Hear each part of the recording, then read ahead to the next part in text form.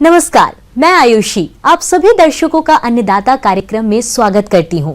त्याग और तपस्या का दूसरा नाम है किसान।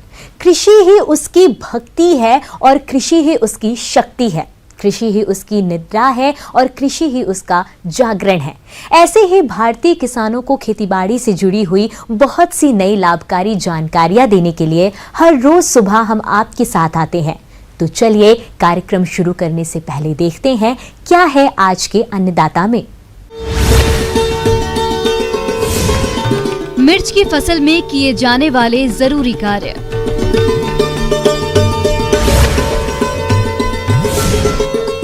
परवल की फसल में किए जाने वाले जरूरी कार्य।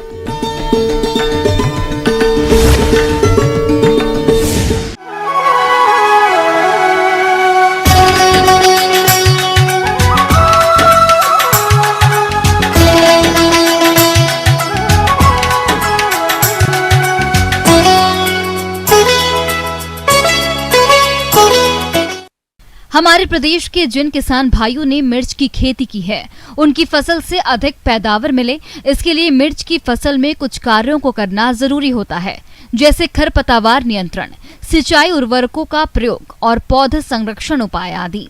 तो किसान भाई, इन्हीं सब कार्यों को आप कब और किस तरह से करें, इस बारे में जानकारी दे रहे हैं जिला शहडोल के सहायक संचालक कृषि अनुराग पटेल।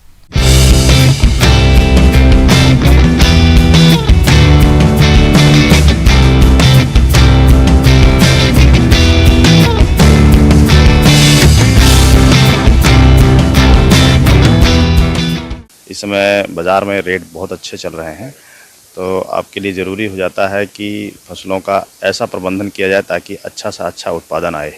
किसान भाइयों, इस समय आपकी मिर्च की फसल पुष्प एवं फलन की अवस्था में होगी। आज हम समसामयिकी की बात करेंगे। तो किसान भाइयों, सबसे पहले तो आपको खरपतवार प्रबंधन है। यदि आपने मेड़ पर फसल को लगा रखा है और पॉली मल्चिंग कर रखी है तो खरपतवार की बहुत ज़्यादा समस्या आपके खेत में नहीं आएगी। अगर आजू बाजू खेत में मेड़ों पर कोई प्रकार के खरपतवार हैं तो उनको उखाड़ कर उनको नष्ट कर दें। अगर आपने मेड़ पर नहीं लगाया है या मल्चिंग नहीं की हुई है तो आपको खरपतवार की समस्या का सामना करना पड़ रहा होगा। खरपतवारों को जो है निदाई गुड़ाई के माध्यम से मिर्च के फसल में नष्ट किया जाना चाहिए। खरपतवार जानते हैं, जैसा कि आप पोषक तत्वों के साथ फसलों के साथ प्रतिस्पर्धा करते हैं, पानी के साथ स्पर्धा करते हैं एवं कीट रोग व्याधियाँ भी वो आकर्षित करते हैं। कीट रोग व्याधियों को प्रबंधन करने के लिए खरपतवारों का प्रबंधन करना बहुत ज़रूरी है। तो सबसे पहले आप अपने खेत में खरपतवार को हटा दें ताकि वहाँ किसी प्रकार का कीट व्याधि और फसलों से प्रतियोगिता करने की कोई ऐसी चीज़ ना रह जाए।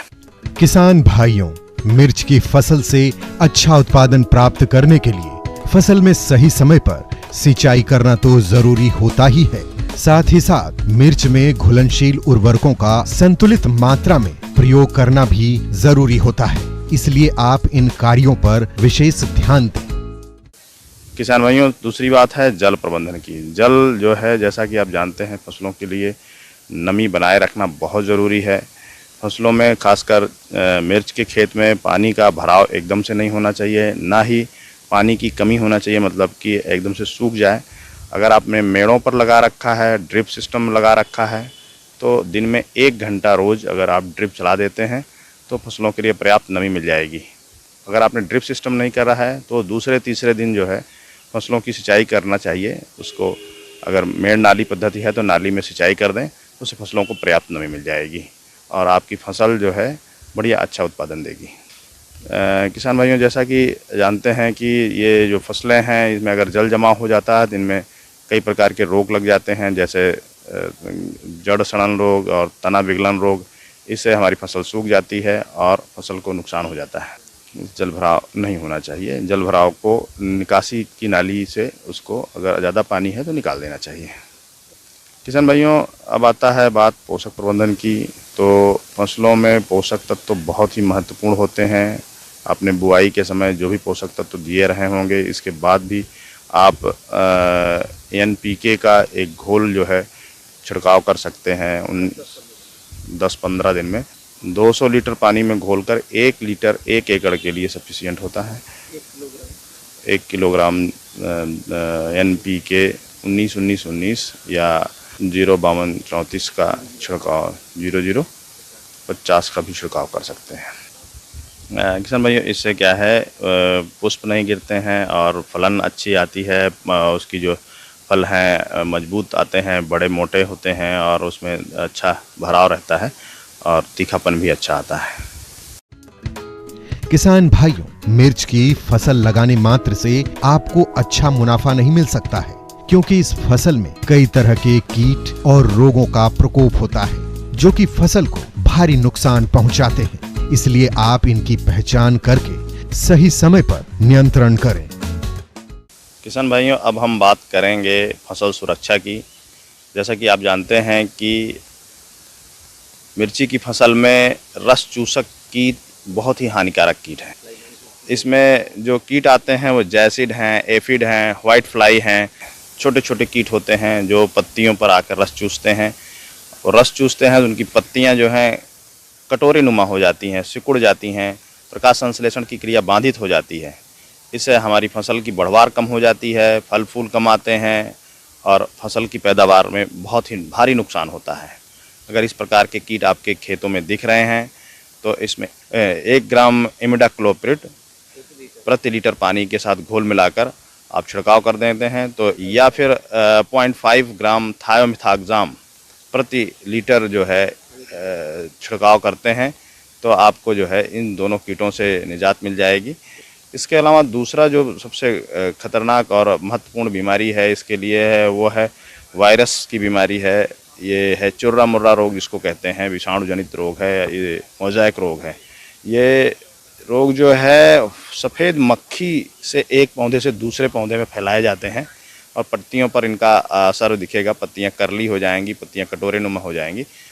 और अगर इस प्रकार के कोई सफ़ेद मक्खी आपके खेत में दिख रही हैं और वायरस जनित कोई बीमारी आपके खेत में दिख रही है, चुर्रा मुर्रा टाइप का रोग से ग्रसित कोई पौधा है, तो सबसे पहले हम उन पौधों की पहचान करते हैं। पहचान करने के बाद खेत से उनको उखाड़ के उनको ले जाके आजू बाजू में कहीं ज़मीन के नीचे गाड़ देना चाहिए, क्योंकि सफ़ेद मक्खी इसको फैलाती है। तो सफ़ेद मक्खी के प्रबंधन के लिए हमें जो है इमिडाक्लोप्रिड 1 ग्राम प्रति लीटर की दर से छिड़काव कर देने से ये कीट जो है समाप्त हो जाता है। किसान भाइयों, मेरे द्वारा बताई गई बात जो है आपको यदि आप अमल में लाते हैं तो निश्चित तौर पर आप अच्छा उत्पादन पाएंगे और अच्छा लाभ कमा पाएंगे खेती। ये थी कुछ उपयोगी जानकारियां। अब लेते हैं एक छोटा सा ब्रेक, जल्द लौटेंगे और जानेंगे कार्यक्रम में आगे क्या है महत्वपूर्ण जानकारियां। बने रहिए हमारे साथ।